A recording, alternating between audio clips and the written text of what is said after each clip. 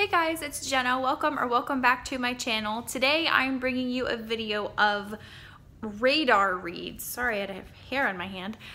These are books that I have been thinking about a lot recently, books that have been on my mind that I would really like to start sooner rather than later. Several of these are actually books that I currently have checked out from my library, so that's extra motivation for me to read them soon. So let's just get into it.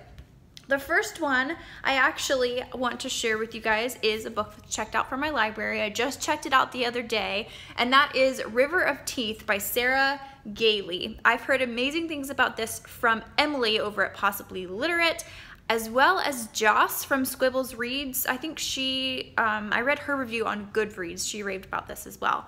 So this is kind of like a sci-fi historical fiction.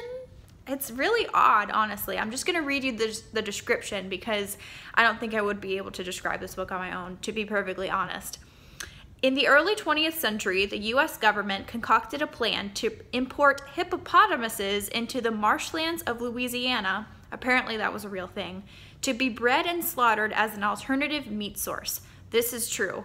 Other true things about hippos: they are savage, they are fast, and their jaws can snap a man in two. This was a terrible plan. Contained within this volume is an 1890s America that might have been a bayou overrun by feral hippos and mercenary hippo wranglers from around the globe.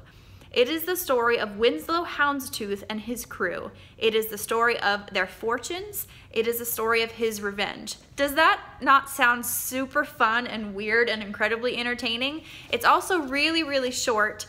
So I've been thinking about this. I may end up reading this now and just kind of getting it out of the way super quickly, or I may want to actually save this for the booktubeathon that's coming up at the end of July, beginning of August, because you want to read short books for booktubeathon to kind of get through all the challenges, but this would have to meet a challenge, so I don't know. We will see. Let me know if you've read this and what you've thought. The next book that I have to show you is another book that I have checked out from the library. It is a just seemingly wonderful sounding middle grade fantasy book. This is right up my alley. I'm super excited about this. It is The Last Gargoyle by Paul Durham. This is about a gargoyle, and it says at the top, if you loved Neil Gaiman's The Graveyard Book, this will become your instant new favorite read. Check, I love The Graveyard Book. So the description says that Penhallow is the name of our character. Penhallow is the last of his kind, the stone gargoyle. He'd prefer you call him a grotesque, wow, I cannot even talk. Let's start over. Penhallow is the last of his kind, the stone gargoyle. He'd prefer you to call him a grotesque. Fearlessly protects his Boston building from the undead netherkin who haunt the night. But even he is outmatched when Hetty, his newest ward, nearly falls victim to the sinister, boneless king, ruler of the underworld. And then it goes on. But that just sounds super cool, super cute, and right up my alley. And like I said, if it's perfect for fans of The Graveyard Book, it is totally for me. So I'm excited about that. The next book that I have that's actually checked out from my library is a horror novel that I've heard amazing things about from Katie from Life Between Words and also Vicky from Chapter 32. And I want to say April from Getting Hookah With It. April, have you read this? It is Summer of Night by Dan Simmons. This is actually not a beautiful copy. There's a paperback out there that's much prettier than this. But this is apparently reminiscent of It by Stephen King, which you all probably know if you followed my channel. I loved when I read it last year. I recognize that it's incredibly strange and odd and horrifying in ways that you may not think at times, but I really enjoyed the experience of reading it. And apparently this is similar in that it follows a group of students during a summer in, what is this, in 1960, and it follows them as they kind of are enjoying their summer in Illinois, and they stumble across this old school or something. It involves this old school that's in town, and there's something eerie happening within the school, and it's kind of infecting this town in Illinois. So if you've read it or if you're familiar with it, you can kind of see how they would be similar. I'm having trouble talking today. But yeah, I've heard amazing things, and I actually just purchased the Audible audiobook of this with a credit this month. So I'm excited to get to this one. We will see. I may want to save it for Halloween time. I don't know.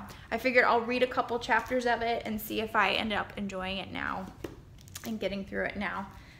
Definitely let me know your thoughts if you've read that one.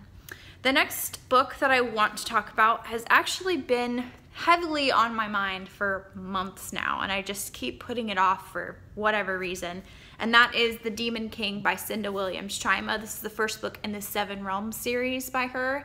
It's a young adult fantasy series, and I really, really want to read this, but for some reason I keep finding reasons to put it off. I don't know why, but I've just been like itching to read it more and more recently, so we'll see if I actually get to it. I've heard great things, and this series, I cannot keep it on the shelf at my library. Every time I check the shelving carts, it's on there, just having been returned. So it's hardly ever on the shelf. It's so popular, so we'll see. We will see. Again, another YA fantasy series that I would like to start sooner rather than later is An Ember in the Ashes by Sabaa Tahir. I've heard amazing things about this. And I just recently purchased this one, as well as the second book in this series, A Torch Against the Night, right over here. And I just have a feeling I'm really going to enjoy this one. Like I said, it's a YA fantasy series, and it's Roman inspired. As far as like how their empire is set up, it's kind of like how the Romans did it. So we will see. The next book that I want to mention is a not so pretty edition, and I don't have my book jacket on it. It's Little Women by Louisa May Alcott. I would really like to read this so I can watch the multiple adaptations that have come out involving Little Women, and it's just one of those classics that I've always wanted to read and have always wanted to get around to, but I just haven't. So Little Women has been sitting on my coffee table. All of these books actually have. I have a spot on my coffee table where books that I want to read really, really soon, I just kind of set them there. It's kind of like a ever-changing TBR. And the last book in that stack, it's actually been there for a little while now. It's a little dusty. It is The Queens of Innis Lear by Tessa Gratton. Again, it's another book that I just really want to read, but I keep putting it off. I don't know why. But this one is a fantasy-inspired retelling of Shakespeare's play King Lear. I personally love King Lear. I love the story. It's basically about an aging king who is wanting to divide his kingdom up amongst his 3 daughters, and how the first 2 daughters kind of vie for power, and they're really greedy and power hungry. And then the 3rd daughter is, she's unwilling to kind of participate in this test that he gives all 3 daughters. He asks them, how much do you love me? And then if your answer is satisfactory to me, I will give you like this much of my kingdom. So the first 2 daughters happily do that, and they get their sections of the kingdom.